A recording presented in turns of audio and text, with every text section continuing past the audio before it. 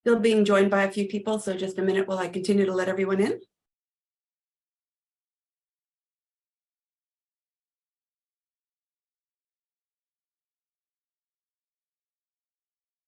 Recording in progress. Should get a note, I'm just recording as we do for all of these. And I still have a couple of people joining, so if you could just get in there with me. And if you can mute your phones and would be really helpful so we don't get any cross sound happening.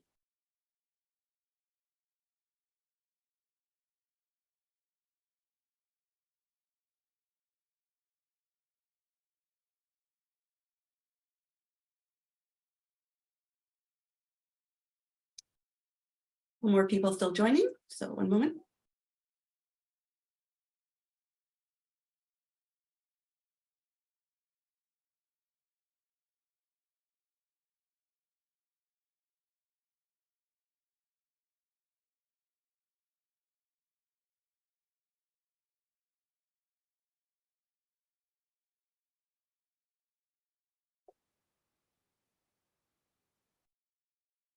All right, I think I've got everybody joined at this point, so I'll get started. My name is Therese Michelson, and I'm the Information Officer for the Peace River Regional District. And we are hosting this joint media briefing to provide you with an opportunity to get an update on the situation of the fires and the evacuations in the Peace River region. So what I will start by doing is I will be introducing all of our various spokespeople. And if you go to the chat, you'll also be able to see that they have their included their names, spelling, titles, that kind of thing in the chat for you so that you can copy and paste that to get the correct spellings if needed. And what I'll be doing is for those of you who haven't been part of these before, is the general setup is that we get each of the different agencies to provide you with an update. And then there's an opportunity for the media to ask questions. I ask you if you could please use the raise hand feature. It's the easiest way for me to be able to keep track of who's asking questions when. And I will provide an opportunity for those who are calling in after those raised hands are answered so that you get a chance to ask your questions as well. That said, I will have a little bit of a brief pause at the end so that if someone who wants to ask a question and hasn't been able to do raise hand or otherwise, you can still get that opportunity. The other thing is that if you could focus your questions on the agency who is providing the briefing as much as possible, that's great, because we will go through each of the spokespeople and you'll have an opportunity to ask questions. At the end, I will do a wrap up in case any additional questions come to you after everyone has presented. So let me just make sure I've got any new people who have joined us. Sorry, there's just 2 more people. Okay, so first thing I would like to do is I would like to introduce our various spokespeople for the different agencies. And again, if you weren't on the call at the time, the spokespeople's names, titles, and organizations are listed in the chat for you as a reference. So we have representatives here from BC Wildfire Service, and I would ask the spokespeople when I introduce you, if you can just pop on your camera on in order for people to get familiar with who you are. So the first person I'd like to introduce is our BC Wildfire Service representative from the South Peace Complex, and that's Carly DeRosier. Carly's I think Carly's there. There's Carly. Okay, thanks, Carly. So we also have Julia Caranchi from the Donnie Creek Wildfire Complex. And we have 2 representatives here from the Regional Wildfire Coordination Center. That's Davin Richmond and Sharon Nickel. Hi there. Yeah, we have the EOC Ops Chief, who is also the Fire Chief for the District of Tumbler Ridge, and that's Dustin Curry. Thanks, Dustin. And then we have the Fort St. John Emergency Support Services Information Officer, Ryan Harvey, here as well. And again, my name is Therese Michelson, and I'm the Information Officer for the Peace River Regional District. And I think I'm the only one who did not put my name in the chat, but you should have it from the media briefing I sent out. So I'm going to start, if you don't mind, I'm going to start with Carly. If you could provide us with an update on the South Peace Complex, explaining to everybody what that includes and where we're at. Certainly. Thanks so much, Therese. Yeah, hi, everyone. My name is Carly DeRosier, and I'm the Fire Information Officer here with the South Peace Complex. The incident management team is based here in Dawson Creek, and we are currently managing the Peavine Creek fire south of Dawson Creek, and then the West Kiskatinaw fire northeast of the community of Tumbler Ridge. I will start with the Peavine Creek fire, as it is the smaller of the 2 fires, but when I say smaller, it's certainly not any less significant, as we've seen quite intense fire behavior on both of these fires since they were both discovered on June 6th. Yesterday, we did see about 5 kilometers of growth on the Peavine Creek fire. So now it's estimated at about 4,000, between 4,000 and 5,000 hectares. Unfortunately, we have been it's been challenging to get an accurate perimeter track on that fire, as well as the West Kiskatinaw fire, due to poor visibility as a result of the smoky conditions in the area. However, our best estimate is around probably closer to 5,000 hectares, but we're saying between 4,000 and 5,000. We were expecting additional growth today. However, we've reports from the field are sounding like it's been relatively stable. So certainly a bit of optimism there. But we are expecting, as the winds kind of pick up and shift in the coming days, that fire will continue to grow, as it is in quite volatile fuel types, primarily in spruce stands, but also it's surrounded by deciduous trees. And we are seeing significantly higher fire activity than we normally would in the deciduous fuel type. So theoretically, those kind of burn not as easily and less vigorously, but we are still seeing rank 4 fire behavior in those deciduous stands as well. So certainly unusual for this time of year, but unusual in general. I'll move on now to the West Kiskatinaw fire, as it is kind of our most significant and concerning fire in the complex, just due to the proximity to the community of Tumbler Ridge. The most imminent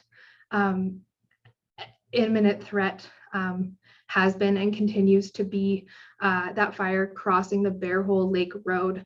Fortunately, that has not happened yet. The conditions that we expected, including high winds from the east, so pushing that fire west, along with the dryness of the fuels and the high temperatures, we were kind of expecting that fire to grow earlier in the day, but those conditions have not materialized, and we haven't seen the fire cross that road. That is where we do have unit crew working. That fire did cross the Highway 52 north of Tumbler Ridge, and so we are quite optimistic that the crew will be able to contain that slop over area. But otherwise, in terms of highways, the Highway 52 is closed both east of Tumbler Ridge and north of Tumbler Ridge. Otherwise, like I said, the area most concerned is if that fire crosses the Bear Hole Lake, it will likely make its way upslope towards the community of Tumbler Ridge. Unfortunately, we are still seeing those easterly winds pushing that fire west. It is possible, and we are hopeful, that a wind shift tomorrow will switch the direction of that fire growth towards the east. However, since this fire started, we have seen extreme fire behavior, incredibly intense, not only for this time of year, but just in general. We're seeing this fire growing with the wind, but also against the wind. So it's a backing fire as well. It's essentially been growing on all flanks and on the head of the fire and the rear of the fire. So incredibly volatile in fuel types, being primarily burning in black spruce. So once those stands ignite, the fire moves very quickly through that fuel type that's very susceptible to ignition. So like I said, that Bear Hole Lake Road is the primary area of concern, and that's where we have ground crews focusing. We also have upwards of 60 structure protection personnel and more are arriving in town throughout the day, and will continue to do so in coming days, along with additional BC Wildfire Service unit crews, aircraft as they become available as well, and they will continue to work in that priority area. At the moment, certainly the intensity of fire behavior is not currently what we expected to see at this point, but that doesn't mean that it won't materialize later in the day as the winds do pick up and as we kind of reach that peak heat of the day. So that's what we're really focusing on right now is establishing structure protection equipment in the community of Tumbler Ridge and having crews on the ground in areas that are safe to access. Unfortunately, with the challenging fire conditions that we've seen, we haven't been able to employ direct attack strategies that we would otherwise generally use in situations like under normal conditions, just due to the volatility it's been challenging and ineffective to kind of, and ultimately unsafe to have crews on the ground at the head of this fire due to the intensity. But overall, certainly not in the clear at this point. But we are kind of leaning towards a little bit of cautious optimism. Hopefully that wind will shift earlier than it is forecast to.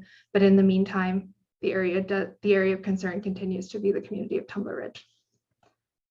And I think that's all from me. I'm happy to take questions at the end. Thank you, Carly. I think what we'll do is we'll go ahead and see if anyone has questions for you specifically about the South Peace Complex and your update. So as I mentioned, it's very helpful if you have questions for Carly, if you could use the raise hand feature. If the raise hand isn't working for you, you can drop your question or let me know in the chat. DZG, would you like to go ahead? Yes, thank you. I'm Daryl Greer from the Canadian Press. When you say you're establishing structure protection in Tumbler Ridge, what does that entail and what structures there are you prioritizing? Yeah, so I think possibly Dustin might be a good person to speak to this specifically. But like I mentioned, the Bear Hole Lake road is kind of at the bottom of a valley. So we've seen as the fire kind of backs down that hill to that road, if it were to cross that road, fire burns more easily uphill as the flames kind of continue or more rapidly dry out fuels at the up slope.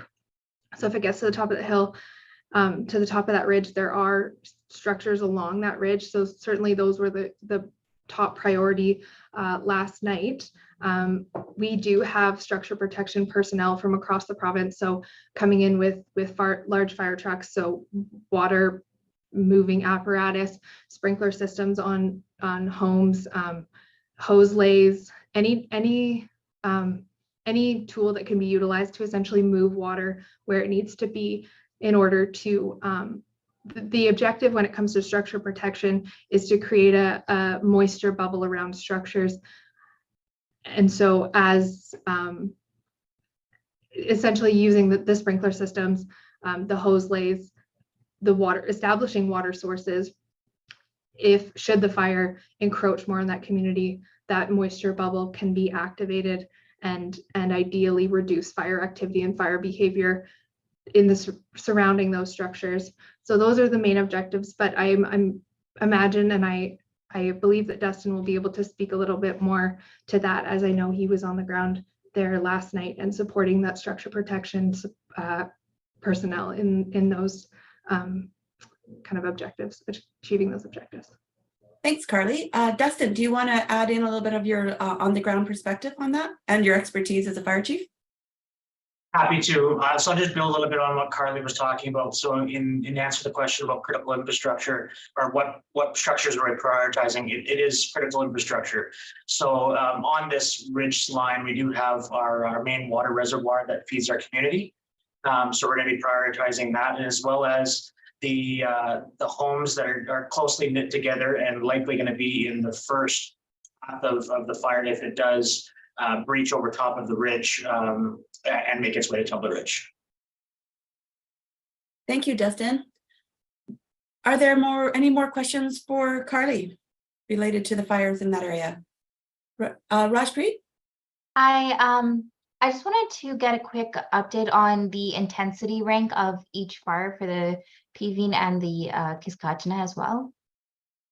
Yeah, so for the Peavine Creek fire, like I said, we were seeing rank 4 fire behavior in those deciduous stands.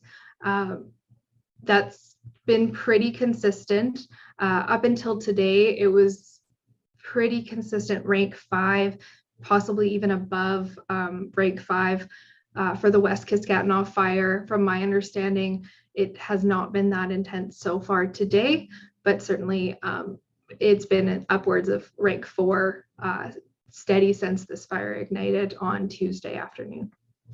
Hello, how are you? Good. Awesome. Sorry. Oh, CTV, can you please mute yourself there? All right, sorry. And I have Cool Turk. Would you like to, if you have a question?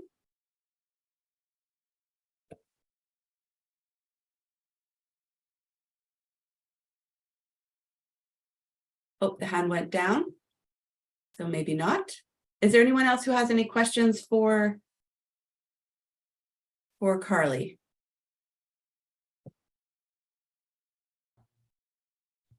Oh, sorry, there's a question coming up in the chat. How close is the fire to Tumbler Ridge in terms of distance?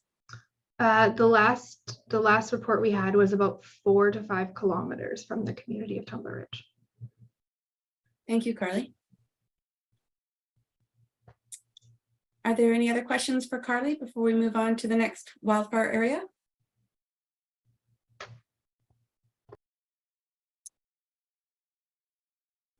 All right, just want to check with any of our people who are calling in for this. If you have questions, you can unmute now and ask them.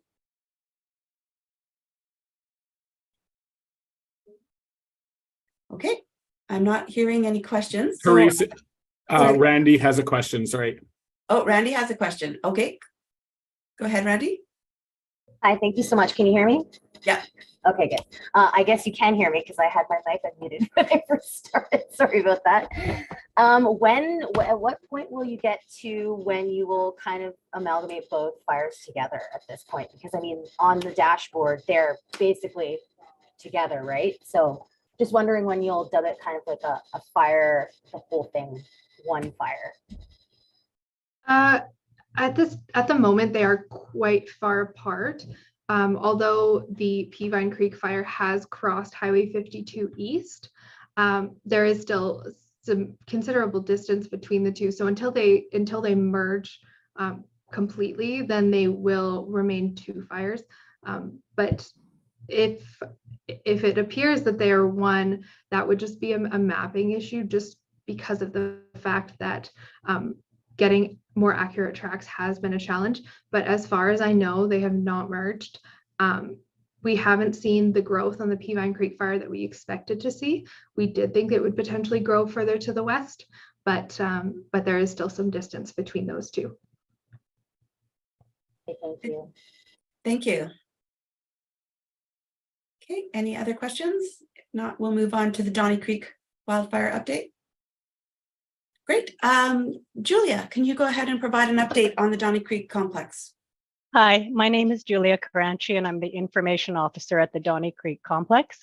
I do have a PowerPoint. I'm going to hopefully be able to share my screen. Can everyone see my PowerPoint? Yep. Okay, great. So the Donnie Creek complex consists of 4 fires: the Donnie Creek fire, the Kluwa Lakes fire, the Muskwa River fire, and the Heck Creek fire.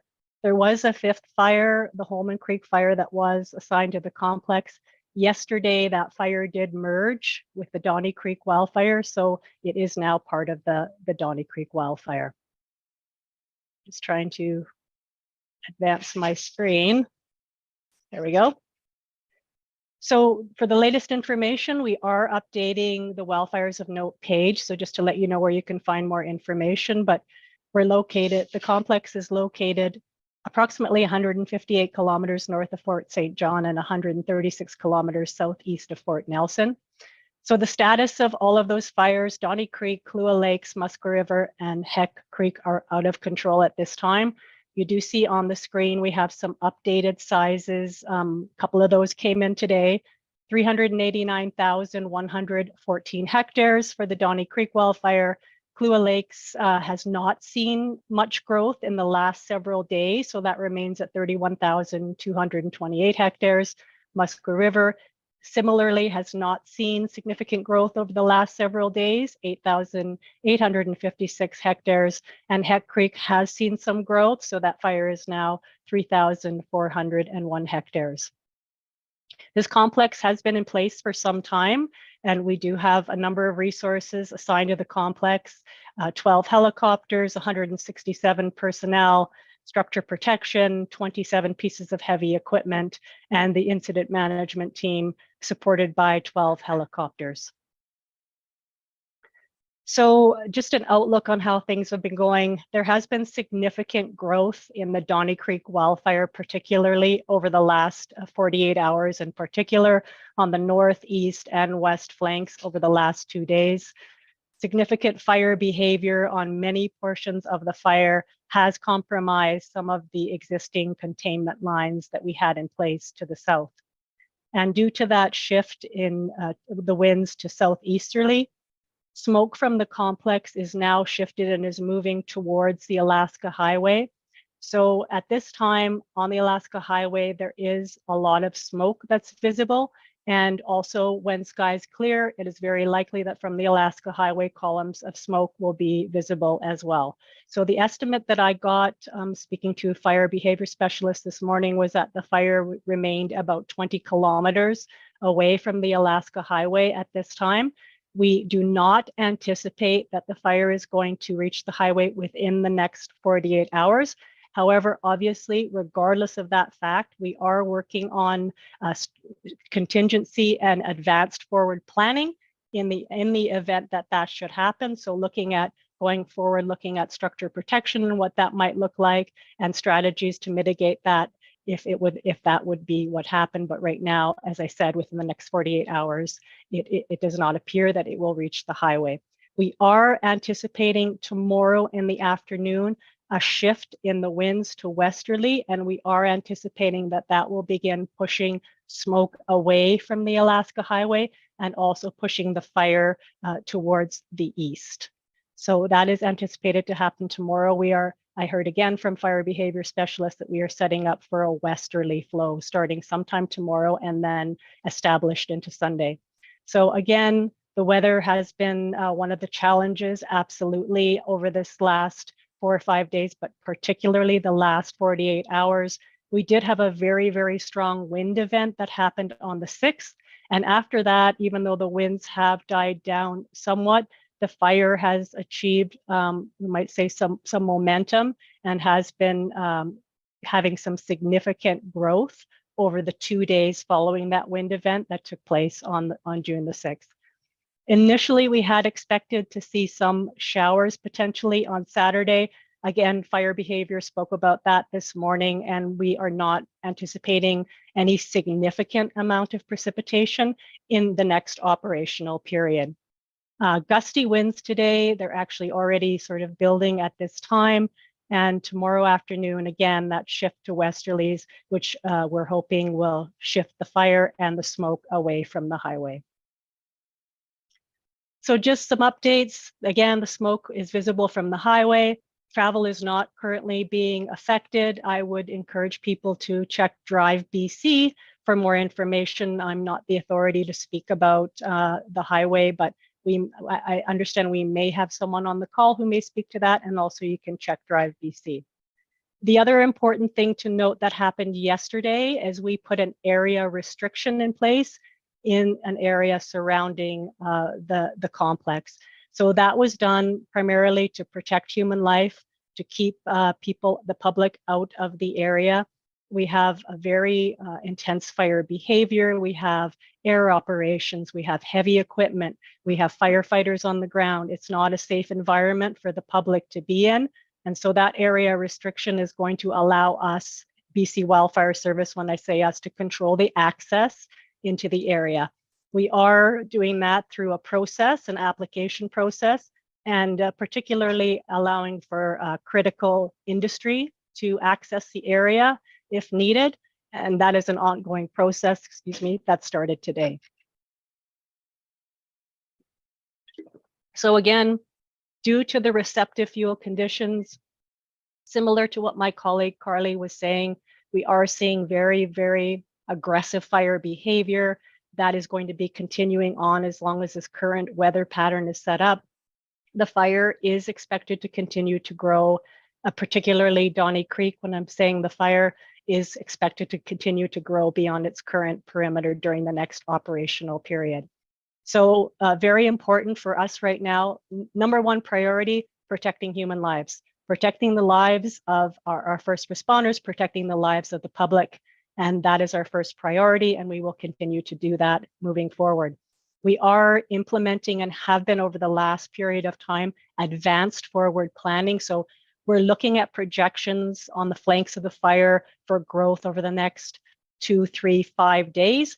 And we're doing that in order to identify critical infrastructure, any structures, industry, of course, that is in place that may be in the path of that fire in the future, so that we can work to do structure protection, mitigation, and any other firefighting that needs to be done if that should happen. So on a fire of this size and a complex of this size, advanced forward planning is a critical piece for that for us.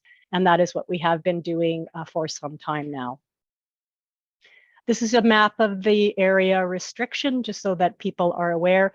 I can't speak directly to alerts and orders, but there were changes to the alerts and orders for the Peace River Regional District and the the Northern Rockies Regional Municipality. Those have been made public on their website, so you can refer to them, and they can speak more to how the changes that were made. And that was as a direct result of us putting in the area restriction. I don't think I have any more to add. If I don't have the answer to one of your questions that comes up in this briefing or moving forward, I've just put my email for the complex information on the screen, so that I'm happy to answer any questions via email if I can't answer them today. And I believe that's it for me, and I'm going to try to successfully stop sharing. There we go. I can't hear you, Therese. I didn't click definitively enough on my mute. So thank you very much for that update. You're welcome. Are there any questions for Julia regarding the Donnie Creek wildfire update that she just provided?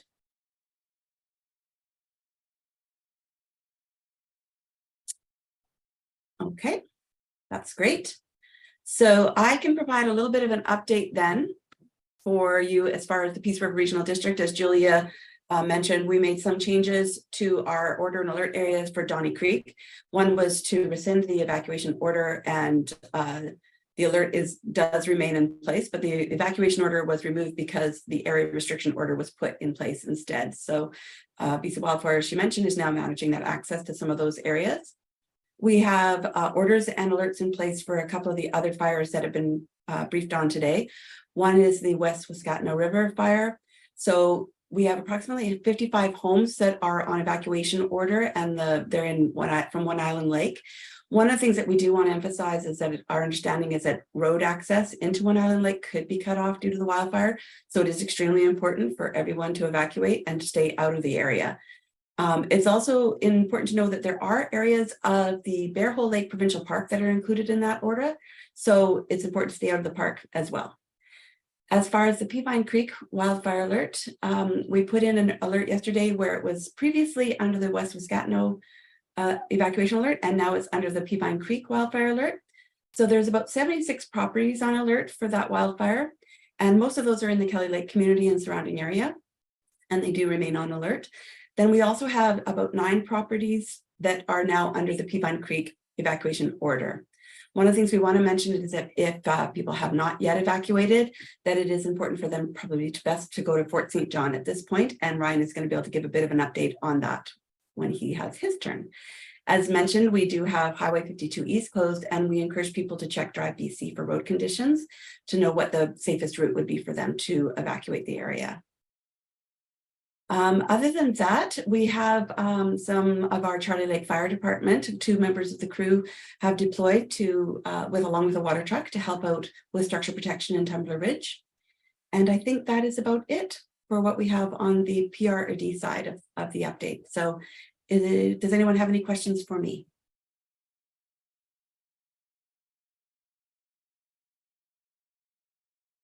Well, that makes it extremely easy.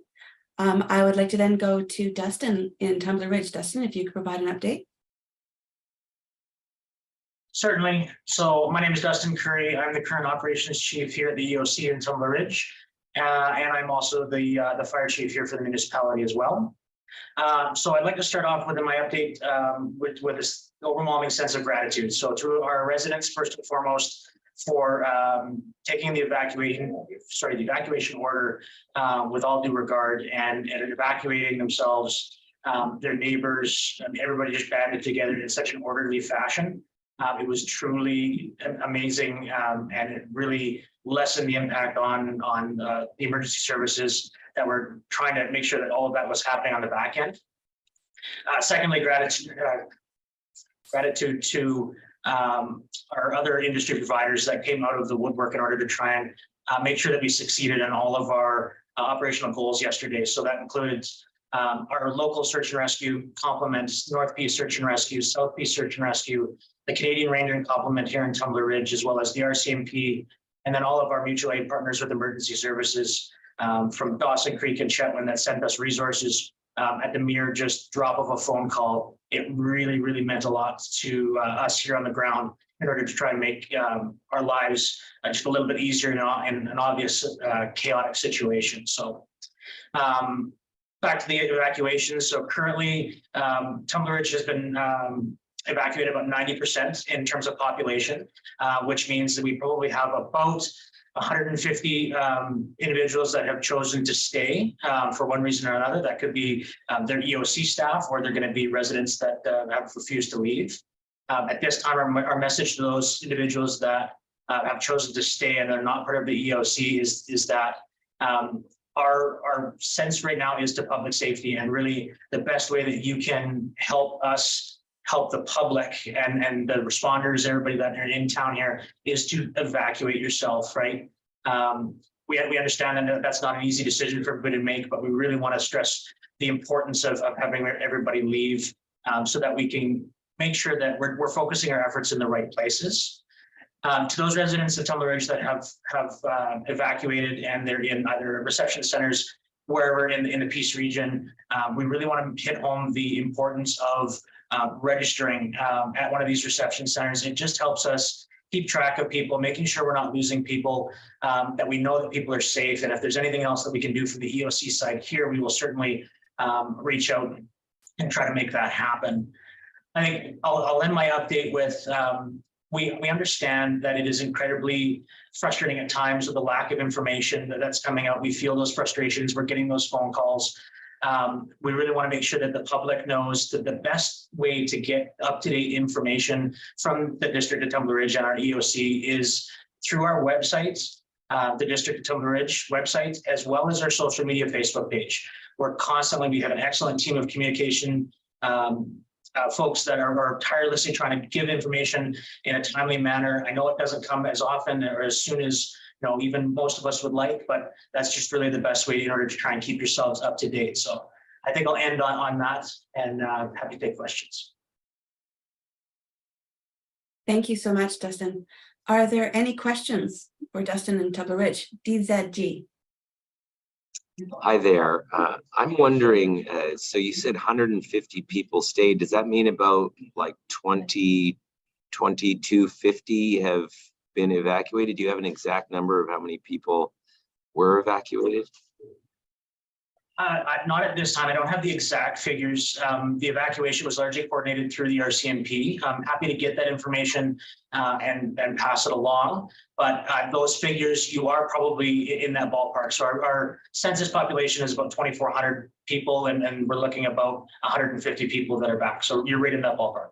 And one of the other questions we have is about the kind of sensitive areas with dinosaur prints and things like that. I think the site that we were wondering about was near Williston Lake, that area. Do you know of any danger to some of the more sensitive archaeological and paleontological sites? Sorry, that's hard to say. Yeah, no kidding. A little bit of a tongue twister. Unfortunately, no, I don't have any of that information. The Williston Lake properties is far outside of our evacuation order and municipal boundary. So I don't have the information to pass along with that. Thank you.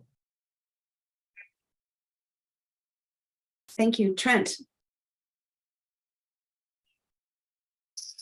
Hey, Dustin, what happens, what's the next steps for the people who aren't evacuating? If the fire does enter the town, are there steps you can take to encourage them to leave, or are they there to fend for themselves? Is there any rules, charges? Let me know what those people are facing. So I'm not specific on what charges or any type of law that they're breaking. All I can say is at this time, anybody that has chosen to stay back has had conversations with our local RCMP. We still have a significant amount of RCMP presence in the town. And they've been acutely aware to the fact that at this point, there is no service for a BC ambulance in town other than for responders. We don't have a local contingent anymore. They've all evacuated with the rest of the town, as well as if we get into a situation where there's going to be a mass or a need to evacuate in a very short notice, we're not going to have the resources available to make sure that they get out. So that's going to be on their own risk to do so. Staying here is definitely not the preferred. We would rather everybody get out so that we don't have to have those compromised situations.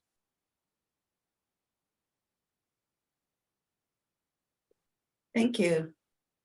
Trent, oh, sorry, I've got another hand up. Shay, would you like to go ahead? I'm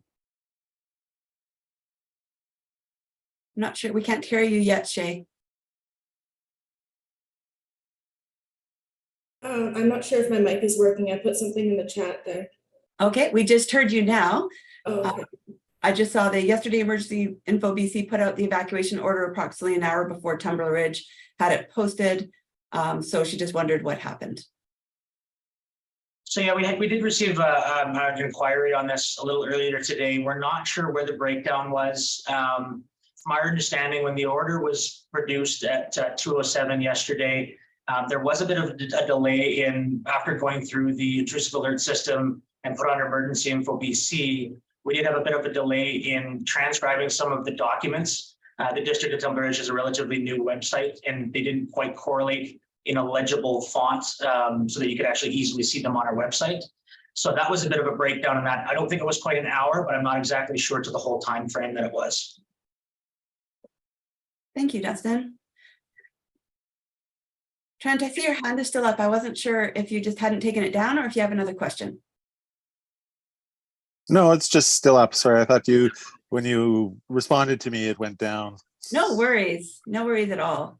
Hey, Teresa, I would love to kind of expand on what Dustin said related to Trent's question about the evacuation from a wildfire perspective. What we've seen so far for both the Peavine Creek and the West Kiskatna fires is that where the fires have crossed the highway, those have compromised power lines. So we have power poles that are down. Hydro is going to go in when it's safe, but we can't guarantee that's going to happen anytime soon. So for folks that have stayed, if it does come down to an imminent need to leave ASAP situation, those highways might not be available. We won't put our folks in line of fire or in imminent danger to rescue those that have chosen to stay behind.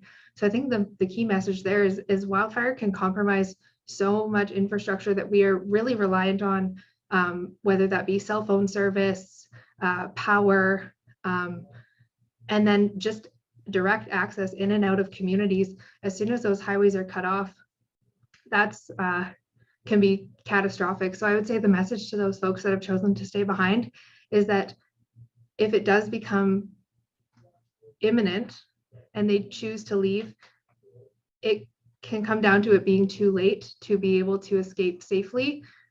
Wildfire, we want to do our best to save or to help the people that we can, but it's not always an option. So I think, as Dustin said, same goes with the ambulance. There are those folks to help, but I think from a fire perspective, just highlighting how much damage those fires can do, especially under the conditions that we're seeing,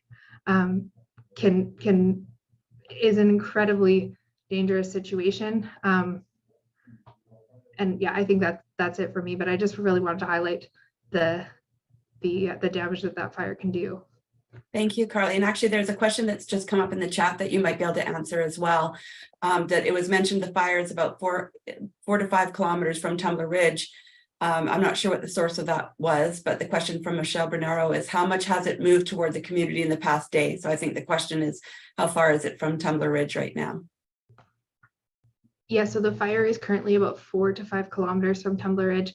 The ignition point was about 21 kilometers from Tumbler Ridge. So since Tuesday afternoon, we've seen it move about 15 kilometers. And from my understanding, about 8 or 9 of those were yesterday. Thank you very much. Are there any other questions for Dustin?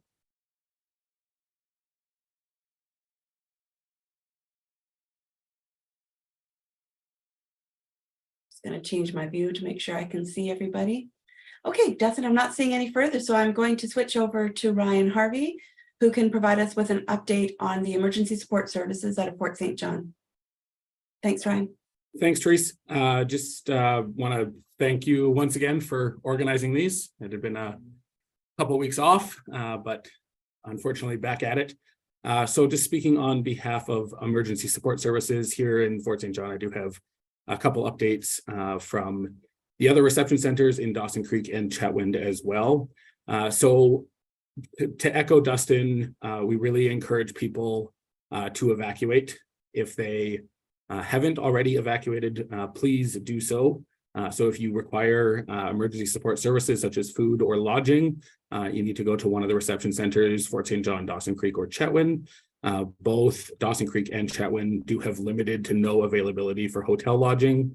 So if you need those services, please come to Fort St. John. We do have a number of hotel rooms still available. If you have not registered yet and do not require services, you've gone to a second property, you're staying with friends or family, please feel free to give us a call at 250-794-3310 to register, just so we know that you're safe and out of the area. If you have registered in another community, or if you've registered in the community, such as Dawson Creek, please stay there. It's really hard to accommodate movement. So if you've registered in Dawson Creek, please stay in Dawson Creek. The Dawson Creek Reception Center will be closing today at 3 p.m. Fort St. John and Chetwynd will stay open until 4:30 p.m. today. It's important that these reception centers are often run primarily by volunteers, and so we need to ensure that we're not burning out anybody in these instances. All of the reception centers were open well into the morning hours this morning, with a few hours off for some rest, and then back at it again first thing this morning. So we will be opening both in Dawson Creek and Fort St. John tomorrow, Saturday, June the 9th, from 10 a.m. until 2 p.m. So if you do still require emergency support services and you have not yet registered, please come in to one of these centers today while they're open, or tomorrow from 10 a.m. until 2 p.m. And in the case of that it is an emergency after hours, you can give us a call at 250-794-3310. And apart from that, I'd be happy to take any questions. Thank you, Ryan. Does anyone have any questions for Ryan related to the emergency support services in place for our evacuated residents in the region? Trent? Hey, so how many resources do you have in Fort St. John if people started to show up? I'm sure you've got the lion's share, but is there still like, 50, 100, 200? Yeah, so last night we registered over 60 families or properties into Fort St. John with hotel supports. As of this morning, we had over 100 hotel rooms available in the community to continue those supports. We do have contingencies as well in the area for additional lodging and food services. So we do feel that we have enough within the community in the surrounding area to meet the needs as they are currently, if people are looking. Thanks. Daryl, do you want to go ahead? Yeah, my question, he actually just answered the bulk of it. I had just got off the phone with the mayor of Chetwynd, and they had registered 135 families. Do you have a number of people like is that families? Is that like a few hundred people? I'm not sure if you have a exact number. I certainly combined between Fort St. John, Dawson Creek, and Chetwynd. as of when we closed at about 2:30 in the morning this morning, we were well over 600 individuals registered. And that number obviously has grown today. I don't have an update as of today since we reopened, but certainly we're above that. Thank you. Does anyone else have any questions? Oh, Trent, go ahead, please. Hey, yeah, so for the people who aren't staying directly in Dawson or Fort St. John or Chetwynd, but have moved on to stay with family and friends, but have otherwise registered, what sort of support services are there available for them if they're in, say, Prince George or Kitimat or Grand Prairie? Certainly. So emergency support services are a little bit interesting in British Columbia. And so we do require that you come to an emergency support services reception center to receive those services at this time. And so if there are people that are in Prince George already and require services, you can call us at that 250-794-3310 number, and we can direct you to Prince George. They haven't opened a reception center, but we do have several evacuees that are in that area and have received some services there, so we are able to make a connection there. Cross-border stuff gets certainly challenging, and so we are asking people that if they haven't already left the area and are looking for supports to come see us in Fort St. John. Thank you. Are there any further questions for Ryan?